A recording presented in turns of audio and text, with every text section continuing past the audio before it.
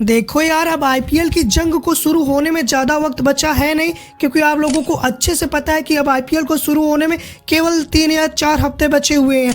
ऐसे में भैया हम हर टीम की क्रिकेट एनालिसिस कर रहे हैं और उनकी आपस में प्लेइंग 11 की कंपैरिजन कर रहे हैं। और आज हम ऐसी दो टीमों के पास पहुंच चुके हैं जहां पे भैया दोनों टीम अपने आप में नवाब साबित करती है। एक जो रजवाड़ों के खानदान से आती है और दूसरा भैया नवाबों की नगरी से बिलोंग करती है। मैं बात कर रहा हूँ भैया लखनऊ और राजस्थान रॉयल्स के आपस में कंपेरिजन करने के बारे में। तो मैं वीडियो की शुरुआत करूं यार, लेकिन उससे पहले हम आपसे थोड़ा सा नाराज़ और थोड़ा सा आप लोगों से खफा हैं, क्योंकि आप लोग यार वीडियो देखते हो और न तो चैनल को लाइक करते हो न ही सब्सक्राइब करते हो। तो यार ऐसा मत करो, वीडियो को लाइक और चैनल को सब्सक्राइब जरूर कर दो और मुझे पता है कि अब आप लोग कर दोगे। तो यार चलिए वीडियो शुरू करते हैं और बताते हैं।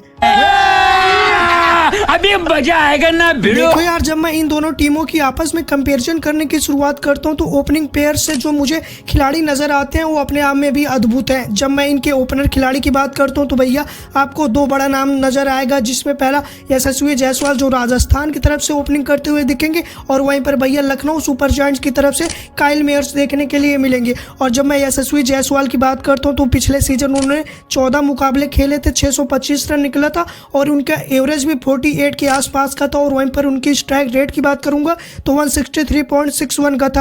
और आप लोगों को अच्छे से पता होगा कि इनका फॉर्म जिस तरीके से चल रहा है, और सोच सकते हो कि आप टेस्ट में जो है डबल सेंचुरी और 2 भी बार लगा चुके हैं, तो आप समझ सकते हो कि ये क्या कर सकते हैं। वहीं पर मैं बात करूंगा काइल मेयर्स की, तो 13 मुकाबले 373 रन और उनका एवरेज भैया 29.15 का है। वहीं पर स्ट्राइक रेट की बात करूंगा तो 144.11 का है। लेकिन अगर मैं इन दोनों की कंपेरिजन के साथ जाना चाहूँगा तो भैया मैं यशस्वी जायसवाल का पलड़ा भारी होता हुआ दिख रहा है और मैं उन्हीं के साथ जाना चाहूँगा। हालांकि काइल मेयर्स वेस्ट इंडीजियन बल्लेबाज और कुछ भी कर सकते हैं, लेकिन इस सीरीज को आगे बढ़ाता हूँ। और जब नंबर 2 की बात करता हूँ तो भैया इनका साथ निभाने के लिए ओपनिंग में आएगा कौन, तो आपको 2 बड़े नाम दिखेंगे। पहला तो जॉस बटलर और दूसरा भैया एलएसजी की तरफ से क्विंटन डी कॉक को देखने के लिए मिलेगा। और जब मैं बात करूँगा जॉस द बॉस की, तो उन्होंने लगभग पिछले सीजन 14 मुकाबले खेले थे और 392 रन उनके बल्ले से निकले हैं। हालांकि उनका एवरेज 28 का रहा था और वहीं पर स्ट्राइक रेट की बात करूंगा तो 160 के आसपास का था। लेकिन मैं बात करूंगा ना तो यार ये इनका हालिया फॉर्म जो है वह ठीक ठाक चल नहीं रहा। अगर मैं बात करूं तो भैया जो वर्ल्ड कप 2023 हुआ था तब से ये अभी फॉर्म से जूझ रहे हैं और अभी तक ये फॉर्म में आ नहीं पाए हैं। लेकिन वहीं पर बात करूंगा भैया क्विंटन डी कॉक को काइल मेयर्स की वजह से उतना मौका मिला नहीं था, लेकिन इस साल ये पूरी तरीके से ओपनिंग करते हुए दिखेंगे। जहाँ पे उन्होंने पिछले सीजन केवल 4 मुकाबले खेले थे, लेकिन उसमें भी 143 रन बना दिए थे और उनका एवरेज जो था वह 35 पॉइंट कुछ का था। और वहीं पर बात करूंगा स्ट्राइक रेट तो 140 के आसपास का था। तो मैं दोनों बल्लेबाजी के लिए जरूर कहूंगा भाई कमाल है।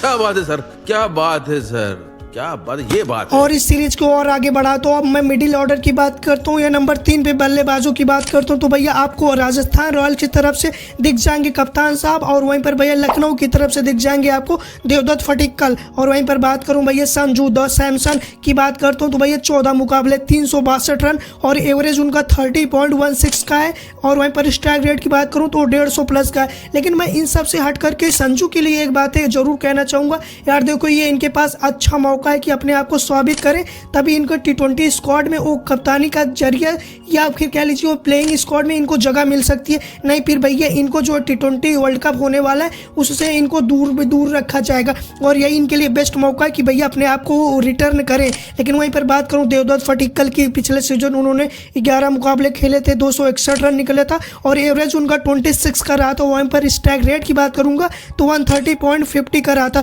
और वहीं पर बात करूं तो ये जो है दोनों बल्लेबाज एक ही टीम से खेलते थे, लेकिन अब देवदत्त फटिक्कल जो कि भैया ट्रेड के माध्यम से आ चुके हैं इसमें लखनऊ में, तो ये देखने के लायक होगी बात। और ये कितनी अच्छी बल्लेबाजी कर सकते हैं नंबर 3 पे, इस पर भी बड़ा सवाल रहेगा। और जब मैं बात करता हूँ नंबर 4 की और मिडिल ऑर्डर में अब आ जाता हूँ तो मुझे भैया यहाँ पे कमाल कंपेरिजन नजर आती है। आपको बता दूं कि नंबर 4 पे अगर मैं बात करता हूँ कि राजस्थान की तरफ से भैया सिमरन हेटमायर दिख जाएंगे, वहीं पर भैया आपको क्लासी राहुल दिख जाएंगे, क्योंकि आप लोगों को अच्छे से पता होगा कि एलएसजी से उन्होंने मांग की थी कि भैया उनको मिडिल ऑर्डर में बैटिंग करने का मौका दिया जाए, क्योंकि भैया वो T20 वर्ल्ड कप आ रहा है, तो उसको नज़रिए को ध्यान में रखते हुए भैया इन्होंने अपने स्क्वाड में जो जगह मांगी गई थी और भैया वो मध्य में मांगी थी और उनको ऐसा मिला भी। लेकिन जब इनकी आपस में दोनों की कंपैरिजन करता हूँ तो भैया 14 मुकाबले में सिमरन हेटमायर के बल्ले से 299 रन निकले थे।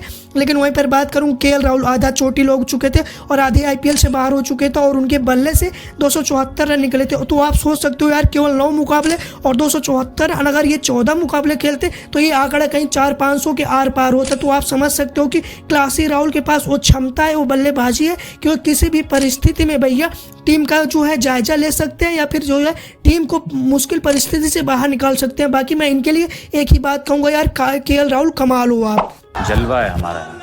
इस सीरीज को और ज़्यादा आगे बढ़ाता हूँ और नंबर 5 की बात करता हूँ। और जब आप एकदम मिडिल ऑर्डर में पहुँच जाते हो तो यहाँ पे कहीं ना कहीं ऑलराउंडर या फिर पावर हिटर की शुरुआत हो जाती है और मुझे राजस्थान रॉयल्स की तरफ से नजर आ रहे हैं भैया रोमन पावेल। हालांकि इनको पिछला सीजन केवल 3 मैचों में मौका मिला था जहाँ पे इनके आंकड़ा सही नहीं था, इसलिए मैं इन दोनों बल्लेबाजों की T20 आंकड़े की कंपेरिजन कर रहा हूँ। आप लोगों को बता दूँ कि रोमन पावेल भैया 21 मुकाबले 1312 रन और वहीं पर उनका एवरेज 26.24 का रहा था। और इन आपको लोगों को बता भी दूँ कि इन्होंने T20 में अब तक एक सेंचुरी भी लगा चुके हैं जहाँ पे इनका 107 रन बेस्ट है। लेकिन इसके एकदम बेकार या कह लीजिए इसके जो है बदलाव की ज़रूरत है। और वहीं पर बात करते हो इनके विपरीत वाले बल्लेबाज निकोलस पूरन की, उन्होंने भैया 88 जो है मुकाबले खेले हैं T20 आई की और वहीं पर उनके बल्ले से 1848 रन निकले और एवरेज भैया लगभग आसपास का है, उनका 26 का है और इनका 25 का। लेकिन स्ट्राइक रेट में काफ़ी फ़र्क आपको देखने के लिए मिलेगा। इनका स्ट्राइक 134 का है और उनको 144 का है, तो दोनों में लगभग 10 का डिफरेंस है। लेकिन हम लोग जानते हैं भैया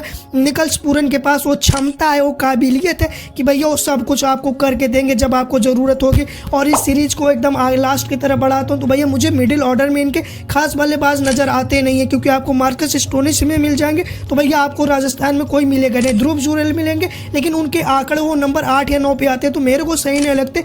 इसलिए भैया अब मैं इन दोनों टीमों के ना वो बेस्ट कंपेरिजन करने वाला हूँ, बोले तो बॉलिंग की कंपेरिजन करने वाला हूँ, जहाँ पे मैं बात करूँगा युजवेंद्र चहल और रवि बिश्नोई की।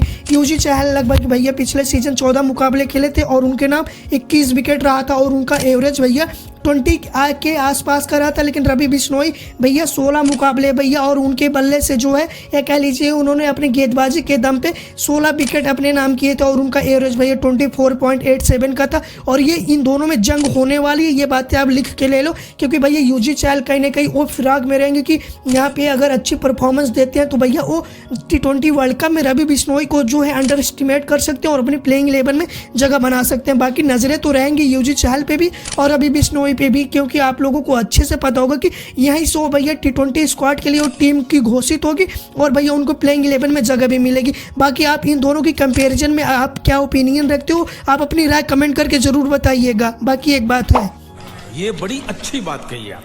बाकी अब तक की जो दोनों की बेस्ट कंपैरिजन रहती है वो हमने आप लोगों को बताई। हालांकि हमने प्लेइंग 11 के 11 खिलाड़ियों की आपस में कंपैरिजन नहीं, क्योंकि वो बनती भी नहीं थी, लेकिन जो दोनों टीमों में बेस्ट थे और बेस्ट वर्सेस बेस्ट करके हमने आप लोगों को बताई। फिलहाल आज की वीडियो में इतना ही, और वीडियो यहाँ तक देखियो तो जाहिर सी बात है पसंद भी आई होगी। तो यार पसंद आई हो तो प्लीज़ वीडियो को लाइक कीजिए, चैनल को सब्सक्राइब करके बेल नोटिफिकेशन ऑल पे सेट कर लीजिए। तब तक आज के वीडियो में इतना ही, टाटा बाय बाय, जय हिंद।